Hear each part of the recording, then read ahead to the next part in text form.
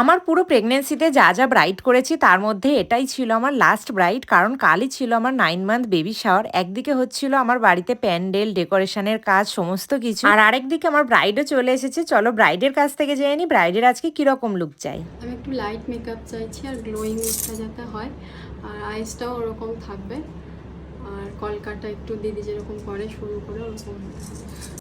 যদিও আমার এই ব্রাইড কিন্তু প্রচণ্ড টেনশানে ছিল, কারণ আমার যেহেতু তখন অলরেডি 9 মান্থ চলছিল, ওর বুকিংটা ওইভাবেই নেওয়া হয়েছিল। যদি আমি একান্ত না সাজাতে পারি তাহলে আমার বোন ওকে সাজাবে। ও যদিও অনেকটা রিস্ক নিয়েই আমাকে বুকিংটা করেছিল, কারণ ওর আমার কাছে সাজার খুবই ইচ্ছা ছিল, আর আমিও সবসময় ঠাকুরকে ডাকতাম যেন ওর কাজটা আমি করে দিতে পারি। এমনও অনেক সময় হয়েছে হয়তো আমি ফেসবুক হোয়াটসঅ্যাপে কোনো কারণে একটু কম অ্যাক্টিভ থেকেছি, ও আমাকে সবসময় মেসেজ করতো যে দিদি তোমার শরীর ঠিক আছে।